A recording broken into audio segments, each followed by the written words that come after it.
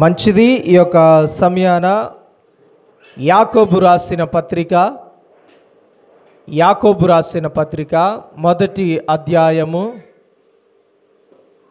12వ వచనాన్ని చదువుకుందాం. శోధన సహించువాడు ధన్యుడు, అతడు శోధనకు నిలిచిన వాడై ప్రభువు తన్ను ప్రేమించు వారందరికీ వాగ్దానము చేసిన జీవ కిరీటము పొందును. రైట్. అయితే చదవబడిన మాట మనందరికీ తెలుసు, చాలాసార్లు మనం చదివాం. ఏంటి ఆ విషయాలు అని మనం ఆలోచన చేస్తే, శోధన సహించువాడు ధన్యుడు, శోధనలో అతడు నిలిచిన ఎడల ప్రభు అతన్ని ఏం చేస్తాడంటే ప్రేమించి వాగ్దానము చేసిన జీవ కిరీటాన్ని దయచేస్తాడు. దేవునికి స్తోత్రం. జాగ్రత్తగా వినడానికి మనం ప్రయత్నం చేద్దాం. అయితే ప్రియమైన దేవుని బిడ్డలారా, శోధన సహించువాడు ధన్యుడు అని చాలాసార్లు మన యొక్క హృదయాలలో, మన యొక్క ఆత్మీయ జీవితంలో మనం నేర్చుకుంటూ వస్తూ ఉన్నాం, వింటూ ఉన్నాం. చాలాసార్లు శోధన వచ్చినప్పుడు ఇలాగ అనుకొని సంతోషపడ్డాం. నాకు శోధన వచ్చింది, నేను సహించాను, నాకు దేవుడు జీవ కిరీటం ఇస్తాడు. చాలాసార్లు ఆలోచించాం, శోధన సహించడానికి మనం నిలబడగలిగితే మనకు జీవ కిరీటం వస్తుంది అని నమ్మాం.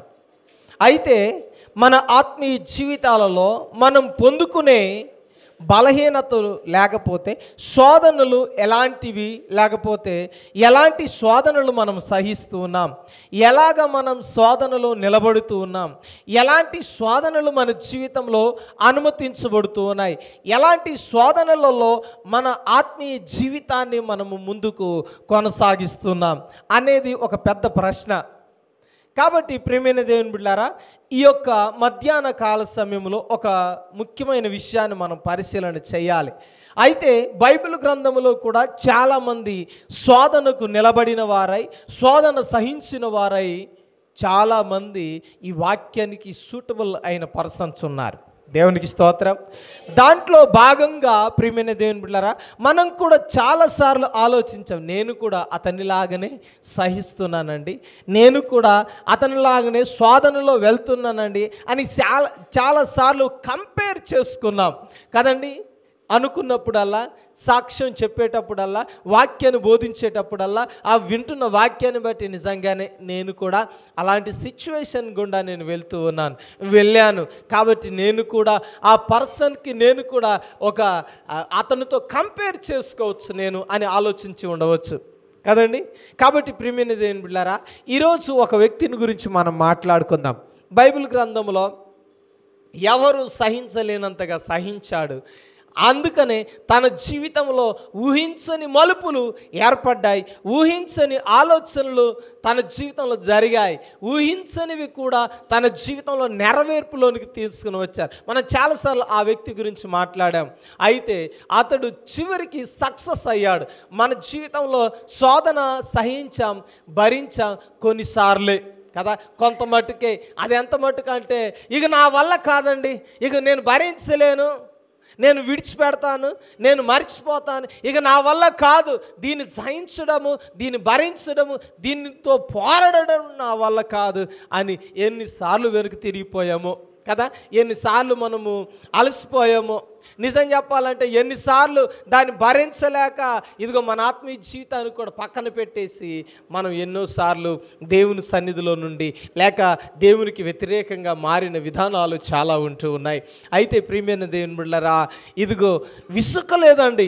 ఎన్ని సంవత్సరాలంటే దాదాపు ప్రియమైన దేవుని బిడ్డలారా, అతడు ఒక కుటుంబాన్ని కట్టుకునేంత వరకు, అతడు ఒక మంచి స్థితిలో వచ్చేంత వరకు భరించాడు.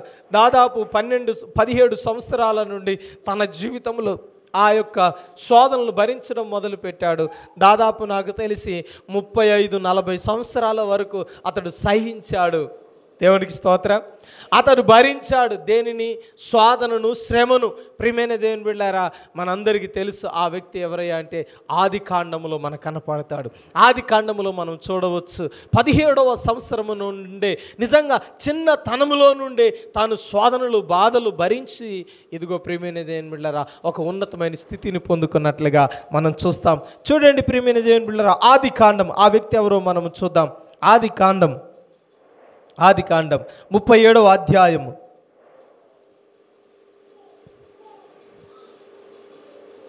రైట్, దేవునికి స్తోత్రం. రైట్, 37వ అధ్యాయము మొదటి నుండి కొన్ని వచనాలు చదువుకుందాం. యాకోబు తన తండ్రి పరదేశివాసిగా ఉండిన కానాను దేశములో నివసించెను. యాకోబు వంశం ఇదే. యోసేపు ఏంటంట 12 ఏళ్ల వాడై తన సహోదరులతో కూడా మందను మేపుచుండెను. అతడు చిన్నవాడై తన తండ్రి భార్యలైన బిలహాము కుమారుల యొద్ద, జిల్పా కుమారుల యొద్దను ఉండెను. అప్పుడు యోసేపు వారి చెడుతనమును గూర్చిన సమాచారము వారి తండ్రికి యొద్దకు తెచ్చుచుండేవాడు. దేవునికి స్తోత్రం. చూడండి, ఎవరి గురించి మనం మాట్లాడుతున్నామంటే ఇక్కడ ప్రియమైన దేవుని బిడ్డలారా యోసేపు గురించి మనందరికీ తెలుసు.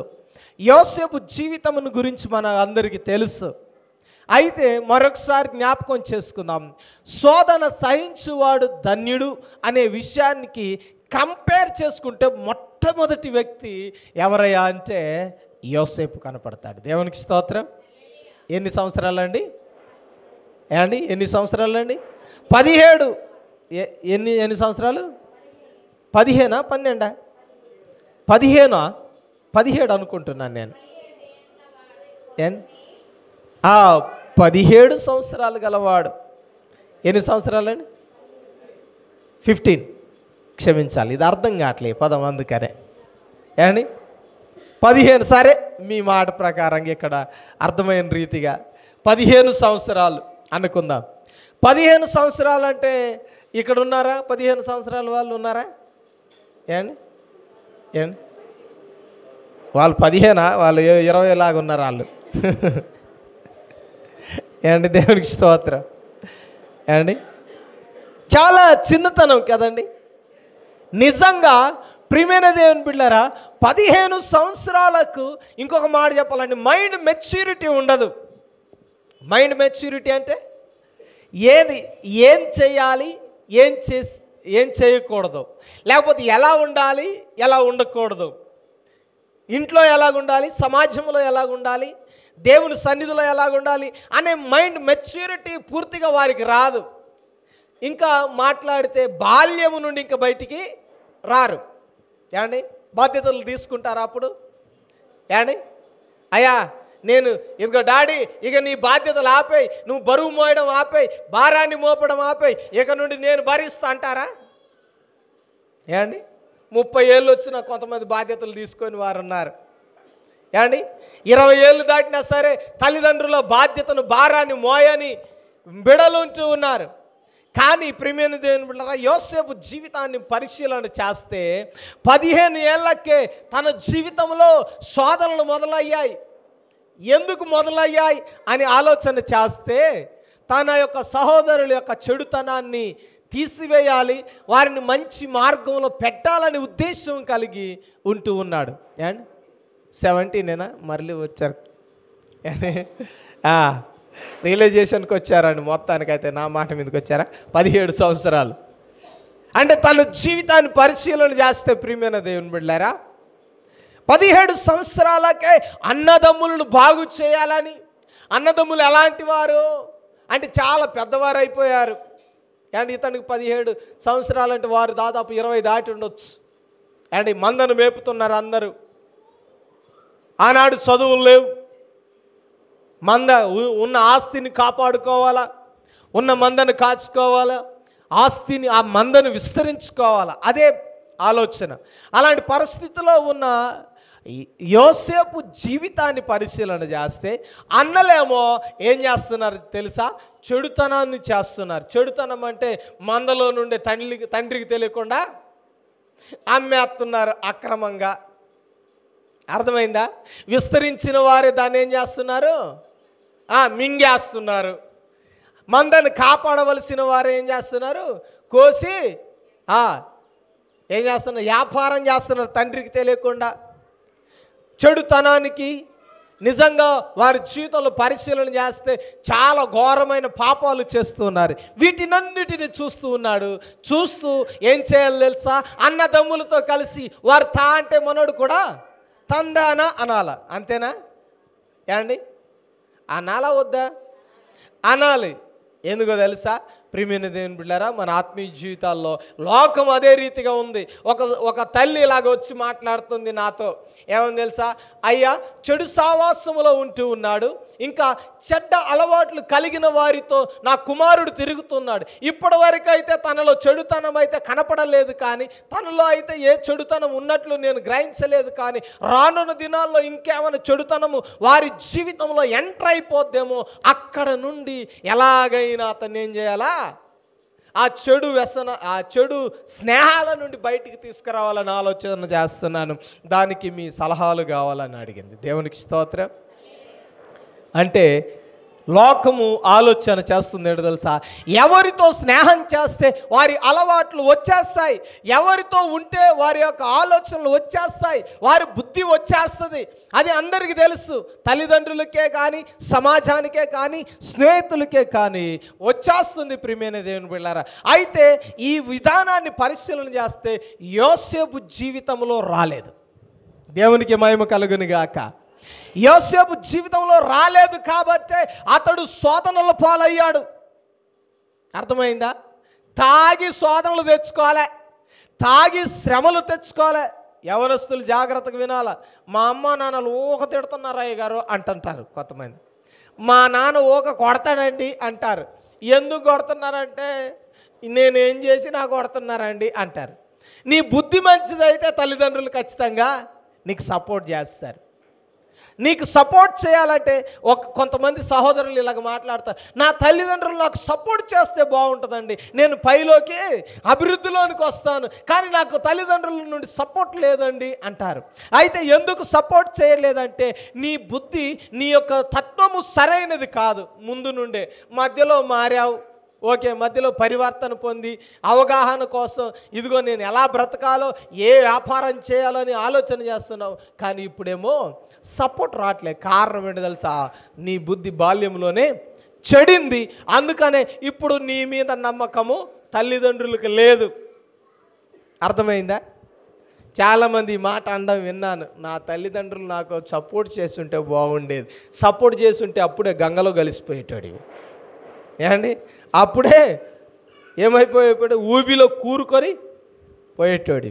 ఏమని? నువ్వు చేసిన దానికి తా అంటే తందానా అని ఉంటే కదా. సపోర్ట్ చేయాలి అంటే నువ్వు ఇప్పటి నుండే యోసేపు వలె నీ జీవితాన్ని సరిచేసుకోవాలి. సపోర్ట్ చేయాలంటే యోసేపు వలె భక్తి జీవితాన్ని నువ్వు కొనసాగింప చేయాలి. బాల్యము నుండే చెడుతనాన్ని విసర్జించడం మొదలుపెట్టాడండి. అన్నదమ్ములను వ్యతిరేకించడం మొదలుపెట్టాడు. ఎందుకు వ్యతిరేకించాడు తెలుసా? వారి అన్నదమ్ములుగా అయినందుకు వ్యతిరేకించలే, వారు చేస్తున్న చెడుతనాన్ని బట్టి వ్యతిరేకిస్తున్నాడట. శోధన సహిస్తున్నాడు, భరిస్తున్నాడు. ఎలా భరిస్తున్నాడు తెలుసా? అన్నదమ్ములు చేస్తున్న చెడుతనాన్ని కూడా చూసి కూడా దాన్ని ఇదిగో సార్లు చేత చేయని వాళ్ళ జోలి నాకెందుకు అనుకోవట్లే. తండ్రి దగ్గరకు వచ్చి అన్నదమ్ములు సరిచేయమని మాట్లాడుతున్నారు. అప్పుడు మొదలైనాయండి శ్రమలు, అప్పుడు మొదలయ్యాయండి శోధనలు, అప్పుడు మొదలయ్యాయండి ఇదిగో కష్టాలు. ఎలాంటి పరిస్థితులు తెలుసా? 17 సంవత్సరాల యవ్వన ప్రాయంలో ఉంటున్న ఆ యొక్క యవనస్తుడికి మొదలయ్యాయండి. నిజంగా ఆ వయసులో ఉన్నప్పుడు ప్రియమైన దేవుని బిడ్డలారా, నాకెందుకులే అని విడిచిపెట్టాలి, కానీ వాటిని విడిచిపెట్టకుండా, ఆ ఆలోచన రానివ్వకుండా తన ఆత్మీయ జీవితాన్ని ముందుకు కొనసాగిస్తున్నాడు. చూడండి ఎలాంటి శ్రమలు వచ్చాయి, ఎలాంటి శోధనలు వచ్చాయి చూద్దాం. చూడండి 37వ అధ్యాయములోనే 4వ వచనాన్ని చదువుకుందాం. అతని సహోదరులు తమ తండ్రి అతనిని తమ అందరికంటే ఎక్కువగా ప్రేమించుట చూచినప్పుడు వారు అతని మీద పగ పెట్టి అతనిని ఆ క్షేమ సమాచారమైనను అడగలేకపోయేరి. అర్థమైందా? ఎలా తయారైంది ఆఖరికి తన పరిస్థితి అంటే చూడండి ప్రియమైన దేవుని బిడ్డలారా, తండ్రి ఎంతగానో ప్రేమిస్తున్నాడు. ఎందుకు ప్రేమిస్తున్నాడు అంటే ప్రియమైన దేవుని బిడ్డలారా, ఇదిగో ఇష్టపడి పెళ్లి చేసుకున్న భార్యకు ఒక కుమారుడు మొట్టమొదటిగా పుట్టినవాడు. తర్వాత బెన్యామీను పుట్టాడు, అది తర్వాత సంగతి. కానీ మొదటిగా ప్రేమించిన తన భార్యకు పుట్టిన కుమారుడు కాబట్టి ఎంతగానో ప్రేమించి తనకు తాను అనుకున్నాడు, తండ్రి నన్ను ఎంతగానో ప్రేమిస్తున్నాడు. ఎందుకు ప్రేమిస్తున్నాడంటే ఆ యొక్క నా తల్లి మీద ఉన్న ప్రేమ నా మీద చూపిస్తున్నాడు అనుకుంటూ సహోదరులు సరిచేయడానికే ఇష్టపడుతూ ముందుకు వెళ్తూ ఉన్నాడు. అయితే ప్రేమించాడు, కానీ తండ్రి ప్రేమిస్తున్నాడు, కానీ సహోదరులకి ఏమయ్యాడు తెలుసా? శత్రువు అయ్యాడు. ఏమయ్యాడంట? శత్రువు అయ్యాడు. చూడండి, శోధనలు మొదలయ్యాయి. మంచి కోరితే ఏమయ్యాడు? శత్రువు అయిపోయాడు కదండి. చాలామంది లోకంలో అంటున్నాడు, మంచి కోరినా సరే అండి ఈరోజు మనం శత్రువులు అయిపోతున్నామండి. మంచి చేద్దాం అనుకుంటున్నా ఎవరు కూడా ఆ మంచిని యాక్సెప్ట్ చేయట్లేదయ్యా, ఏం చేయాలి?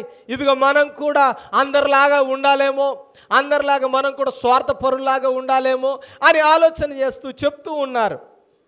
ఒక మాట జాగ్రత్తగా వినాలా, నువ్వు మంచిని కోరినప్పుడు ఖచ్చితంగా నువ్వు వ్యతిరేకి అవుతావు, ఖచ్చితంగా నువ్వు శత్రువు అవుతావు కదండి. తల్లిదండ్రులు తండ్రి ప్రేమిస్తున్నాడు, కానీ సహోదరులకి ఏమయ్యాడు తెలుసా? శత్రువు అయిపోయాడు. ఏం పెట్టారంట? మనసులో పగబెట్టుకొని ఉన్నారు, పగబూనుకొని ఉన్నారు. ఎలా పగబెట్టుకొని ఉన్నారండి?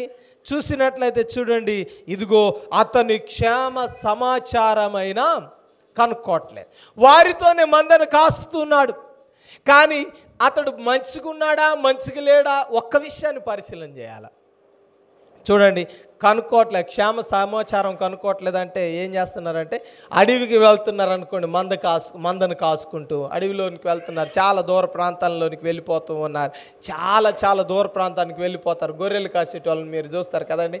ఎక్కడండి అని అడిగితే వాళ్ళు అంటారు, మాది కరీంనగర్ అండి, లేకపోతే కర్నూలు అండి, మాది రాయలసీమ అండి, మేము పలానా పట్టణం నుండి వచ్చామండి, పలానా ప్రాంతం నుండి వచ్చానండి అంటూ ఉంటారు. నిజంగా ప్రియమైన దేవుని వల్ల చాలా దూర ప్రాంతాలకు మందలను మేపుకుంటూ వెళ్తూ ఉంటారు. అలాంటి పరిస్థితుల్లో వారితో ఉన్న వారి యోగక్షేమాలు తెలుసుకోవాలి.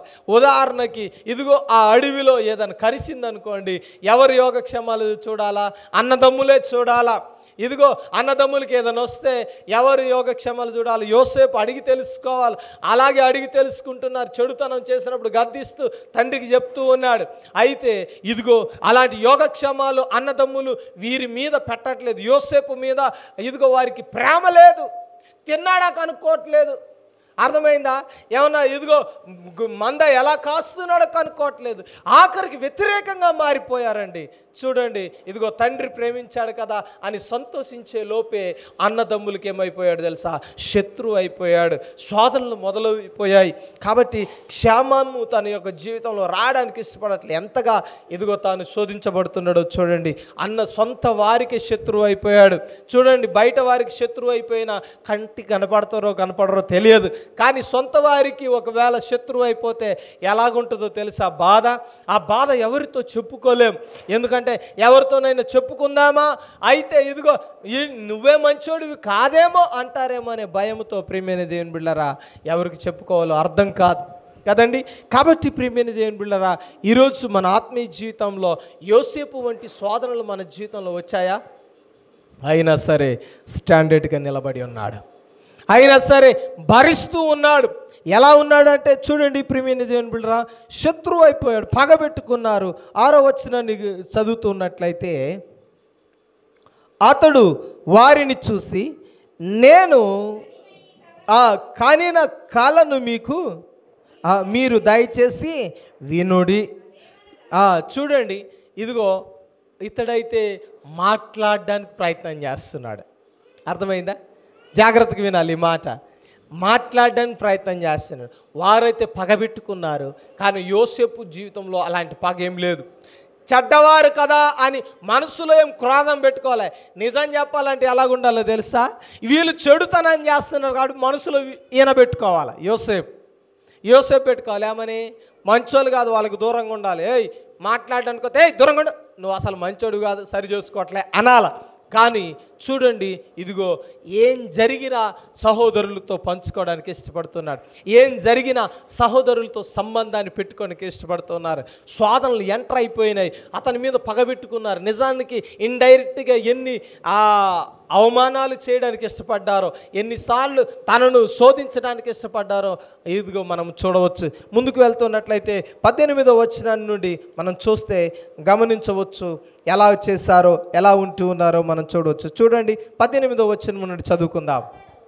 అతడు దగ్గరకు రాకమునుపు వారు దూరము నుండి అతనిని చూచి అతని చంపుటకు దురాలోచన చేస్తారు. చూడండి, ఇంకా ముందుకు వెళ్తున్నారు. పగ పెట్టుకోవడం ఎలాంటి పగ తెలుసా? ఆ తమ్ముడని చూడకుండా కూడా అతన్ని ఏం చేయాలని ఆశపడుతున్నారండి? చంపాలని ఆలోచన కలిగి ఉన్నారు, దురాలోచన కలిగి ఉన్నారు. చూడండి, ఇదిగో మంచి కోరడానికి నిజానికి ప్రియమైన దేవుని బిడ్డలారా మంచి మనసు ఉండాలి. మంచి చెయ్యాలని ఆలోచన కలిగి ఉండడానికి మంచి మనసు ఉండాలి. అలాంటి మంచి మనసు కలిగిన యోసేపు జీవితంలో ఇదిగో అతని మీద కక్ష పెట్టారు. రెండోదిగా చంపాలని ఆలోచన చేస్తూ ఉన్నారు. చూడండి, చంపాలని దురాలోచన చేసి వారు ఇదిగో ఈ కలలు కనువాడు వచ్చుచున్నాడు, వీన్ని చంపి ఇక్కడనున్న ఈ గుంటలో పారవేసి దుష్టముఖములు వీనిని వేసెనని చెప్పుదము. ఏండి చూడండి, అప్పుడు వీన్ని కలలేమవునో చూద్దుము రండని ఒకనితో ఒకడు మాటలాడు కొనెను. చూడండి, అన్నదమ్ములే ఆఖరికి ఎలాంటి శోధన వచ్చిందంటే, ఎలాంటి శ్రమ వచ్చిందంటే ప్రియమైన అన్నదమ్ములే చంపాలని చూసే పరిస్థితి. ఆల్రెడీ దాన్ని ప్లాన్ వేసుకున్నారు. ఎలాగో తెలుసా? వీరిని చంపి ఏం చేయాలంట? నా జీవితంలో ఎలాంటి శ్రమ వచ్చిందా? ఇలాంటి శోధన వచ్చిందా నీకు? అలాంటి శోధనలో కూడా ప్రియమైన దేవుని బిడ్డలారా ఇదిగో అతడు ఎంత మాత్రము అన్నదమ్ములకు దూరంగా ఉండడానికి ఇష్టపడలేదు. వీరు దురాలోచన చేస్తున్నారు కదా, వీరు కక్ష పెట్టుకున్నారు కదా, వీరి నుండి నేను దూరంగా ఉండాలని ఆలోచన చేయలేదు. ఆఖరి చంపడానికి ఇష్టపడుతున్నారు. చంపి గుంటలో పడివేయాలని ఆలోచన చేశారు. ఆలోచన చేయడమే తడువు, ఆలోచన ఇదిగో క్రియారూపకంగా చేస్తూ ఉన్నారు. అయితే ఆ అన్నదమ్ముల్లో ఒకరికి మాత్రం జాలి కలిగిందండి. ఒకరికి మాత్రం ఇదిగో ఎలాగంటారు, చంపొద్దు, మన తమ్ముడు ఎంతైనా రక్త సంబంధి కదా, ఎంతైనా మన తోడబుట్టిన వాడు కాబట్టి చంపొద్దు, కానీ ఇతన్ని ఏం చేద్దామంటే ఆ బావిలో ఆ గుంటలో పడేద్దాం అని ఆలోచన చేశారు. అతని చావు అతడు చేస్తాడు అని ఆలోచన చేశారు. ఓకే, అదే తడువు ఆలోచన వచ్చింది, ఆ గుంటలో పడవేశారు. ఆ గుంటలో నీళ్ళు లేదు. ఏమండి? నీళ్ళు లేదు. చూడండి ప్రియమైన దేవుని బిడ్డలారా, చంపడం విరమించుకున్నారు అమ్మయ్య అనుకునే లోపు గుంటలో పడేశారు. శోధనలు పోయాయి అనుకునే లోపు ఏమండి అన్నదమ్ములు చంపొద్దు అని డిసైడ్ అయిపోయారు. అమ్మయ్య అనుకునే లోపు గుంటలో పడేశారు. ఓకే, గుంటలో పడేశారులే, ఏం కాదులే అనుకునే లోపు జరిగిన విషయం ఏంటంటే ప్రియమైన దేవుని బిడ్డలారా, ఇతడు గుంటలో పడినా వారికి తృప్తి రాలే, వారికి కసి తీరలే. ఏమంటారు తెలుసా? ఇదిగో వాడిని చంపితే ఏమొస్తుంది కానీ, గుంటలో పడేస్తే ఏమొస్తుంది కానీ, ఇదిగో గుంటలో నుండి వాడిని అర్జెంటుగా బయటకు తీయండి అన్నారు. ఏం చేశారు? గుంటలో నుండి. అప్పుడు అనుకున్నాడు యోసేపు ఏమని తెలుసా? అమ్మయ్య అన్నోళ్ళు నన్ను కొట్టినా సరే, తిట్టినా సరే, కొట్టి ఏం చేశారని గుంటలో పడేసినా సరే కానీ నన్ను బయటికి తీశారు. అరే తాడు అందుకోరా, బయటికి తీస్తున్నావు నిన్ను అన్నప్పుడు ఎంత సంతోషించి ఉండవచ్చు. శోధనలు పోయాయి, శ్రమలు పోయాయి, ఇక అన్నదమ్ములతో కలిసి ఇక మందను మేపవచ్చు అనుకునే ఆ ఆలోచన వచ్చే లోపే ప్రియమైన దేవుని బిడ్డలారా మరొక విషయం జరిగింది. చూడండి, చూసినట్లయితే గుంటలో నుండి తీయడంతో పాటు చూడండి. రైట్, దేవునికి స్తోత్రం. చూడండి 28వ వచనం.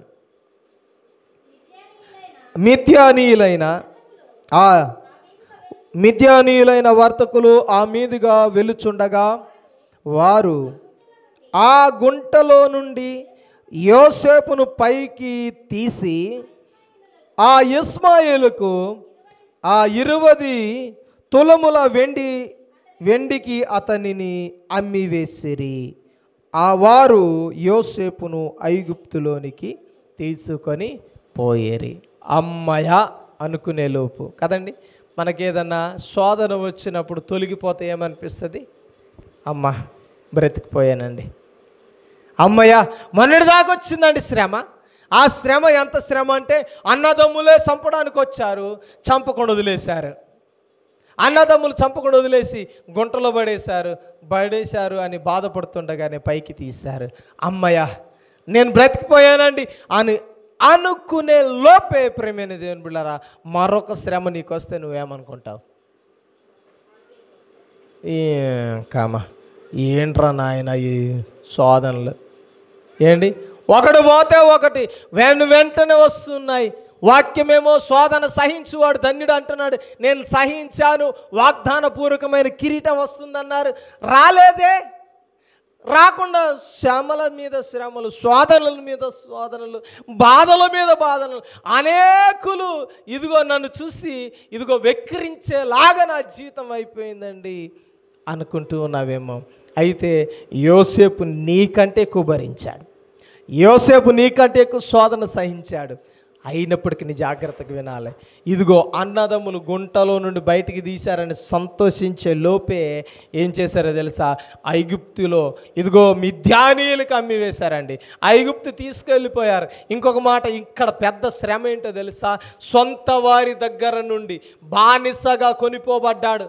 చంపడంతో పాటు చంపినా సుఖం ఉండేదేమో కదండి, చంపితే ఒక దెబ్బతో చచ్చిపోయేవాడేమో.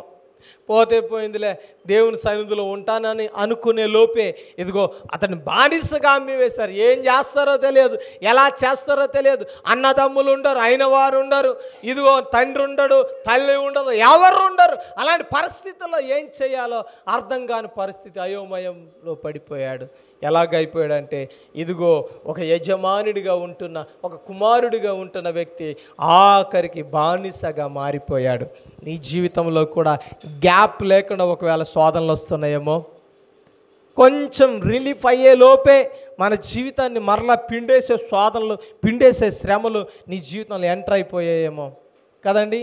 ఒకప్పుడు ఇదిగో తండ్రి అనారోగ్యంతో ఉన్నాడు, ఒకప్పుడు తల్లి అనారోగ్యంతో ఉంది, ఒకప్పుడు కుమారుడు అనారోగ్యంతో ఉన్నాడు, ఒకప్పుడు ఇదిగో ఆ తల్లిదండ్రులు తేరుకున్నారులే అనుకునే లోపు బిడలు శోధనలో పడిపోతుంటారు, అనారోగ్యంతో పడిపోతూ ఉంటారు, వారు నాశనమైన మార్గము గుండా వెళ్తూ ఉంటారు కదండి. కుటుంబంలో ఇలాంటి పరిస్థితులు మనం చూస్తూ ఉంటాం.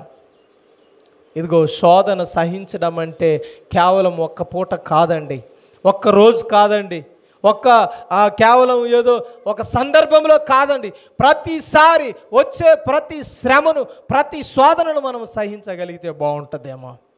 అందుకని ఇక్కడ అంటున్న మాట ఏంటంటే ఇదిగో యోసేపు జీవితంలో ప్రేమైన దేవుని బిడ్డలారా, మిద్యానీయులకు అమ్మివేశారు. ఆఖరికి ప్రేమైన దేవుని బిడ్డలారా, అతడు అక్కడికి బానిసగా కొనిపోబడ్డాడు. చివరికి వద్దాం, మన ఆత్మీయ జీవితాల్లో మనం ఎలాగుంటూ ఉన్నాం, మనం ఎలా కొనసాగుతూ ఉన్నాం, ఎలాగ మన జీవితాన్ని కొనసాగిస్తూ ఉన్నాం అనేది ప్రశ్న. ఈరోజు మన జీవితంలో ఆలోచన చేయాలి. యోసేపు వంటి శోధనలు మనం సహించలేకపోతే ఈరోజు మనము ఆశీర్వాదంలోనికి నడిపించబడం. మన జీవితంలో వచ్చే శోధనలు మనం భరించగలిగితేనే దేవుడు మనల్ని ఏం చేస్తాడు తెలుసా? నిలబెడతాడు. చూడండి, శోధన వెనక శోధన. ఇదిగో అక్కడికి వెళ్ళి ఆశీర్వదించబడ్డం మొదలుపెట్టాడు. అన్నీ ఆశీర్వదించబడడం మొదలైందండి. పోతిఫర్ ఇంట్లో ఎలాగున్నాడో తెలుసా? పోతిఫర్ ఇంట్లో 39వ అధ్యాయానికి వస్తే ప్రియమైన దేవుని బిడ్డలారా, ఇదిగో అతడు చేయునదంతా యెహోవా ఆశీర్వాదకరంగా మార్చాడు. యెహోవా అతనికి తోడై ఉండెను. ఇలాంటి విషయాలు మనం చూస్తాం. నిజంగా ఇదిగో గొప్ప విషయాలండి. చూడండి, చూద్దాం ఆ విషయాన్ని. 39వ అధ్యాయము 2వ వచనాన్ని మనం పరిశీలన చేద్దాం.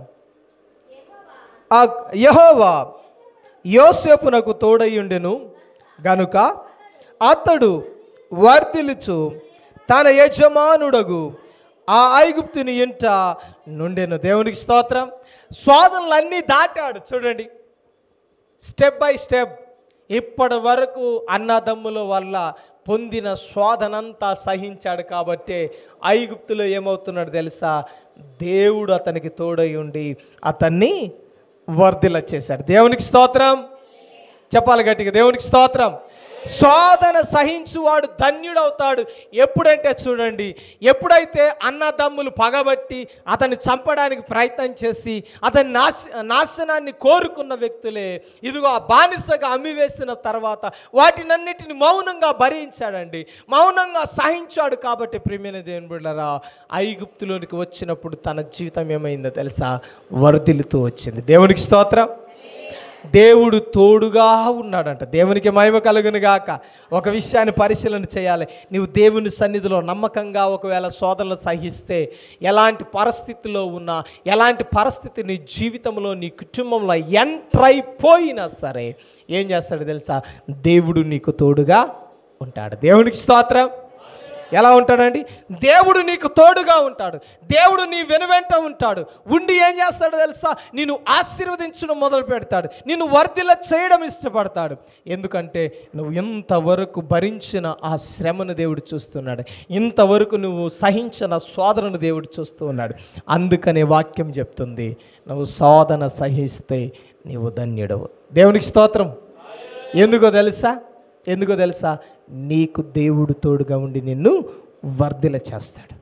ఒకవేళ భరిస్తున్నావా, సహిస్తున్నావా, ఇంతకాలం ఓపిక పట్టి ఉన్నావా కదండి, ఎన్నో సంవత్సరాలండి. ఈ శోధన ఎప్పుడు వెళ్ళిపోతుందో తెలియదు, ఎప్పుడు తొలగిపోతుందో అర్థం కావట్లేదు అని మన కుటుంబాలలో, మన జీవితాలలో మనము ఆలోచించే సిచ్యువేషన్స్ ఏమున్నాయో నీకు తెలుసు. ఆ సిచ్యువేషన్స్ని బట్టి కొన్నిసార్లు నీ ఆత్మీయ జీవితంలో విసుగు చెందవచ్చు కదా, బాధ కలగవచ్చు, భరించలేనంత భారంగా అనిపించవచ్చు.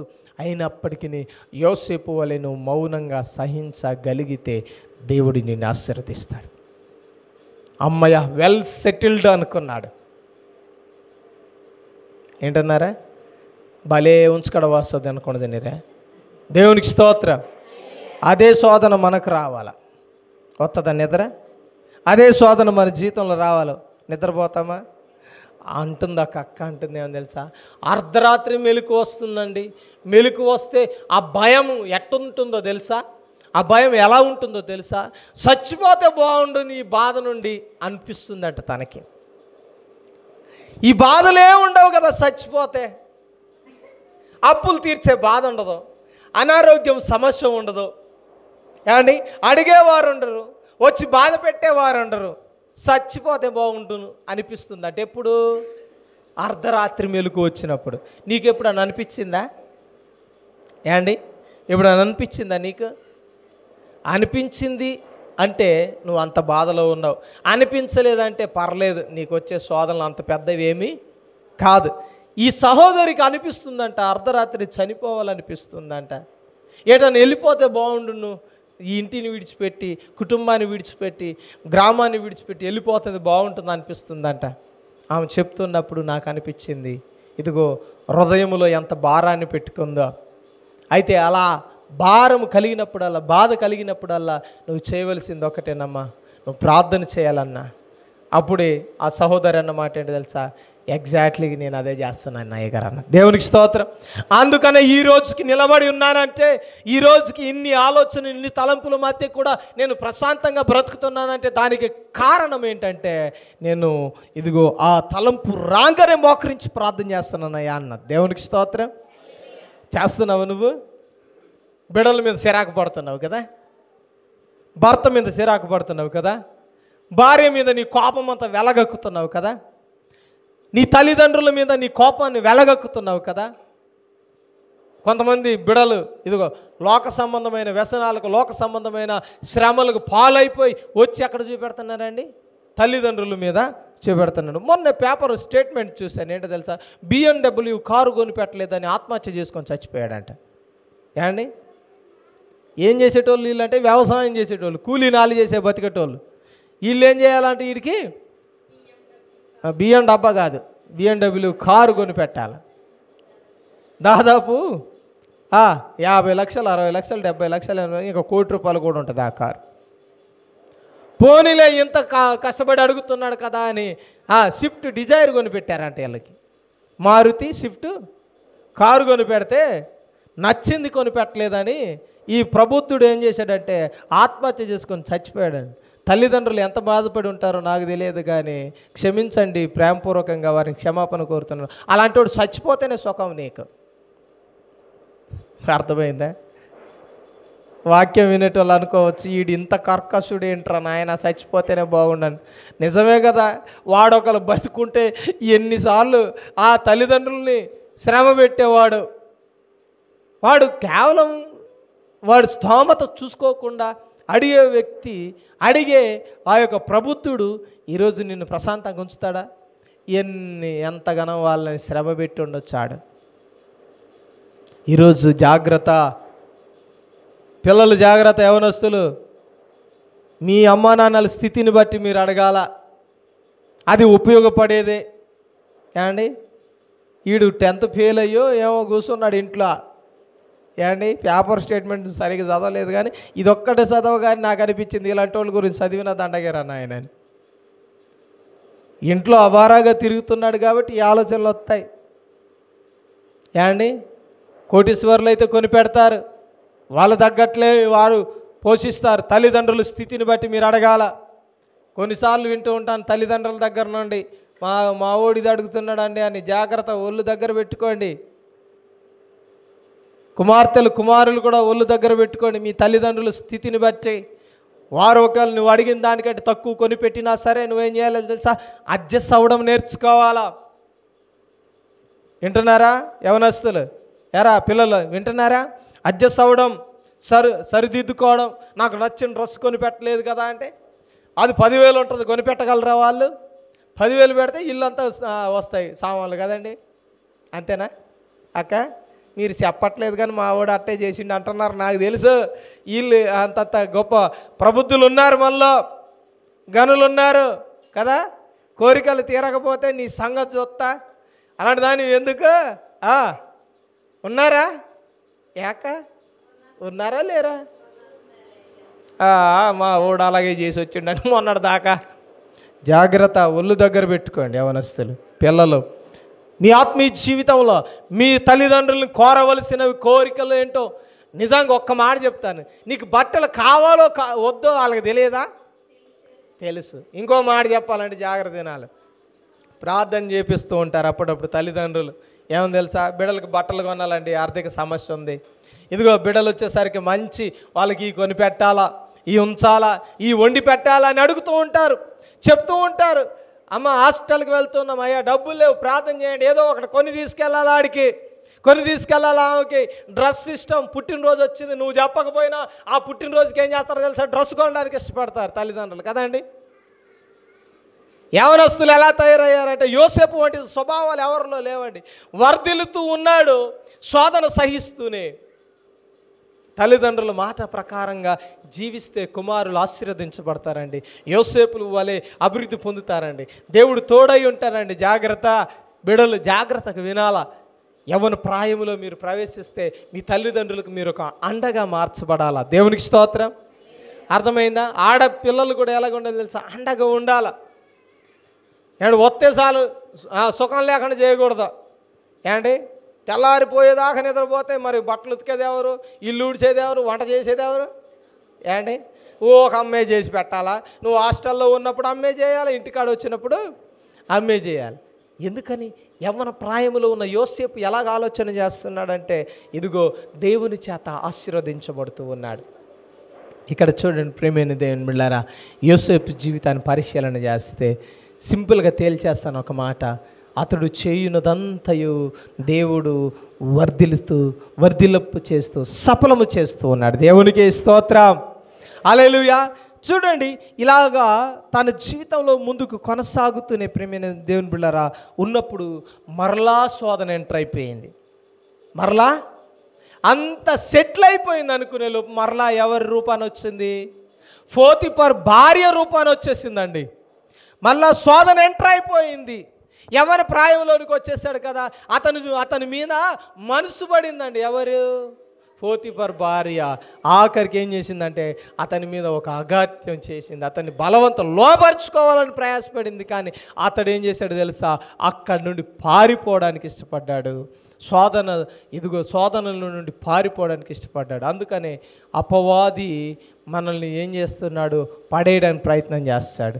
అందుకనే పాపము నుండి, యవ్వన ఇచ్చల నుండి మీరు పారిపోవాలని వాక్యం చెప్తుంది. యవ్వనస్తులారా, మీ యవ్వన ఇచ్చల నుండి మీరేం చేయాలా? పారిపోవాలి. కానీ యవ్వన ఇచ్చలు ఎక్కడ ఉన్నాయో అక్కడికి పరిగెడుతున్నారు యవ్వనస్తులు. ఎక్కడికి పరిగెత్తుతున్నారండి? శోధన నుండి పారిపోవట్లే, శోధన దగ్గరికి వీళ్ళు పారిపోతున్నారు. శోధన దగ్గరికి పరిగెడుతున్నారు. దేవుని యొద్ద నుండి పారిపోతున్నారు, శోధన దగ్గరికి పరిగెత్తుతున్నారు. అర్థమైందా? తాగుడు ఎక్కడుంటే అక్కడ పరిగెత్తుతున్నారు. జూదం ఎక్కడుంటే అక్కడ పరిగెత్తుతున్నారు. యాండి వ్యసనాలు ఎక్కడుంటే అక్కడ పరిగెత్తుతున్నారు. యాండి పాడైపోయే పాపపు అలవాట్లు ఎక్కడున్నాయో అక్కడికి పరిగెత్తుతున్నారు. యోసేపు జీవితాన్ని చూస్తే ఆ స్థితి నుండి పారిపోతున్నాడు. నువ్వేమో పాపపు స్థితికి దిగజారిపోవడానికి పరిగెత్తుతున్నావు దాని వైపు. కాబట్టి నీ ఆత్మీయ జీవితాన్ని జాగ్రత్తగా పరిశీలన చేసుకోవాలి. యోసేపు పారిపోతున్నాడు. చూడండి ఆ విషయాన్ని చూస్తే, చూడండి 9వ వచనం, 39 వచనాన్ని మనం పరిశీలన చేస్తే, నీవు అతని భార్యవైనందున నిన్ను తప్ప మరి దేనిని నాకు అప్పగింప ఉండలేదు. కాబట్టి నేనెట్లు ఇంత ఘోరమైన దుష్కార్యము చేసి దేవునికి విరోధముగా పాపము కట్టుకొందునని అతని భార్యతో చెప్పాను.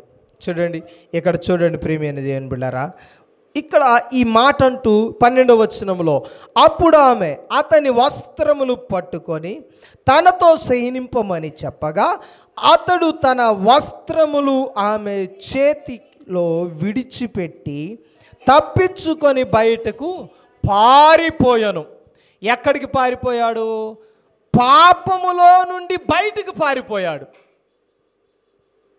పాపములో నుండి బయటికి పారిపోయాడు. ఇప్పుడు వినండి జాగ్రత్తగా.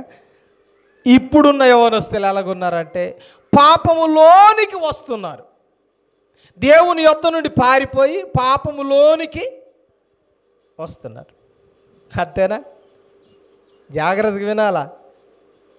ఒక సహోదరుడు ఒక యవనస్తుడు ఇలాగన్నాడంట, అబ్బా ఎంత స్టైల్గా సిగరెట్ కాలుతున్నాడో అన్నాడంట. ఎలాగా ఎంత స్టైల్గా సిగరెట్ తాగుతున్నాడో చూడన్నా అన్నాడంట. అంటే నీకు ఎలా ఉంది? అది నువ్వు కూడా అంత స్టైల్గా అండి అంతేనా? రోడ్డు మీద తాగేటోడు ఏం చేస్తాడంటే, సిగరెట్ కాల్చేటోడు ఏదో గొప్ప కార్యం చేసినట్టు వాడి బిల్డప్ చూడాలా. రోడ్డు మీద 10 మందికి ఇబ్బందికరమైన పనులు చేస్తూ కూడా వాడు ఎంత స్టైల్గా తాగుతాడు తెలుసా? కాలు మీద కాలు వేసుకొని అని తాగుతుంటాడు. ఏమండి ఎంత స్టైలో! పాపం చేసేటప్పుడు కూడా, మందు తాగేటప్పుడు కూడా ఎంత స్టైలో నీ జీవితంలో. ఏమండి నేను ఎలాంటి బ్రాండ్ తాగుతాను అనుకుంటున్నావు? అస్సలు సీపినిక్కర అసలే తాగను. ఏమండి ఎంత బ్రాండెడ్ తాగుతానో తగలేయడానికి కూడా. ఏమండి మన ఆత్మీయ జీవితంలో పరిశీలన చేయాలి. యోసేపు పాపము నుండి పారిపోతున్నాడు అండి. దేవుని సన్నిధి నుండి పారిపోయే సహోదరి మనులు చాలామంది ఉన్నారు. పాపములో నుండి నువ్వు పారిపోవాలా, దేవునిలో నుండి కాదు, దేవుని సన్నిధిలో నుండి కాదు, వాక్యములో నుండి కాదు. కాబట్టి జాగ్రత్త. యవ్వన ప్రాయములో వెళ్తున్న ప్రియమైన సహోదరుడా, నీ ఆత్మీయ జీవితాన్ని పరిశీలన చేయాలా. యవ్వన ప్రాయములో ఎలా ఉంటూ ఉన్నావో నేనంటాను ఒక మాట, నువ్వు 20-25 దాటేదాకా నీ పాపపు స్థితిని కంట్రోల్ చేయగలిగితే, నీ అలవాట్లను కంట్రోల్ చేయగలిగితే నువ్వు ఉన్నతమైన స్థితిని నువ్వు పొందుకోగలవు. దేవునికి స్తోత్రం. నువ్వు డిగ్రీలో అడుగు పెట్టేంత వరకు నువ్వు ఒకవేళ కంట్రోల్గా ఉన్నట్లయితే నిన్నెవరు కంట్రోల్ చేయని అవసరం లేదు. నీవే కుటుంబాన్ని కంట్రోల్గా నడపగలవు. దేవునికి స్తోత్రం. తెలుసా? వింటున్నారా పిల్లలు? ఎలాగ తెలుసా? ఇంటర్ దాటి నువ్వు డిగ్రీ వెళ్ళేంత వరకు ఒకవేళ పాపము చేయకుండా చక్కగా బ్రతికితే జీవిత కాలమంతయు ఖచ్చితంగా పవిత్రంగా బ్రతకగలవు. పవిత్రంగా బతకగలవు. ఎందుకో తెలుసా? అదే పడిపోయే స్థితి, అదే నిన్ను పడగొట్టే స్థితి, అదే 16 నుండి 22 దాకా. ఏమండి? 16 నుండి 22 దాకా నువ్వు ఎలాగ ఉండాలా? పడిపోకుండా ఉండగలిగితే ఖచ్చితంగా స్టాండర్డ్గా ఒక ఉన్నతమైన స్థితిలో దేవుడు నిన్ను ఉంచుతాడు. అది తెలియక ఇలా తయారైపోయినాం మేము. ఒకసారి పాడైపోయి దేవుని కృప ఉంది కాబట్టి ఈరోజు కొంచెం దేవుని సన్నిధిలో నమ్మకంగా బ్రతకగలుగుతున్నాం. ఎలాంటి లోపాలు, ఎలాంటి శోధనలు, ఎలాంటి శ్రమలు వచ్చినా సరే వాటిని తొలగించుకుంటూ దేవుని సన్నిధిలో నిలబడగలుగుతున్నాం. కాబట్టి ఏ స్థితి కూడా అడ్డుగోలుగా రాలే. యోసేపు పారిపోయాడు. అందుకని ఎక్కడికి పారిపోవడంతో పాటు ప్రియమైన దేవుని బిడ్డలారా, అతడు ఎన్నో శ్రమలు తెచ్చుకున్నాడు. పాపము నుండి పారిపోవడాన్ని బట్టి అతడేమి వెంటనే కిరీటం తెచ్చిపెట్టలేదండి. వెంటనే ఏం చేశారు తెలుసా? జైల్లో పెట్టారు. ఎక్కడ పెట్టారండి? చెప్పాలా? ఎక్కడ పెట్టారు యోసేపును? పాపములో నుండి పారిపోతే నువ్వు ఒకవేళ మందు తాగలేదనుకో, నీ స్నేహితుల ముందు ఏమంటారు తెలుసా? వీడు చేతకానోడు రా ఏమంటారు చెప్పాలా? రెచ్చగొట్టరా నిన్ను? వీడు అసలు మగాడు కాదురా అంటరా? అరే వీడు అసలు మనతో స్నేహానికి పనికిరాడురా, వీడొక వేస్ట్ క్యాండిడేట్ అని ఎన్ని మాటలు అంటారు. అయినా సరే యోసేపు నిలబడినట్లుగా దేవుని సన్నిధిలో నమ్మకంగా ఏమన్నాడు తెలుసా? ఈ మాట నువ్వు చెప్పగలిగితే బాగుంటుందేమో. ఏమని తెలుసా? దేవుని ఎదుట ఇంత దుష్కార్యము నేను ఎలా చేయగలను?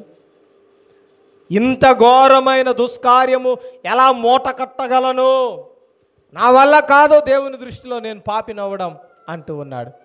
అలా అన్నాడో లేదో వెంటనే తీసుకెళ్ళి ఎక్కడ పడేసాడో తెలుసా?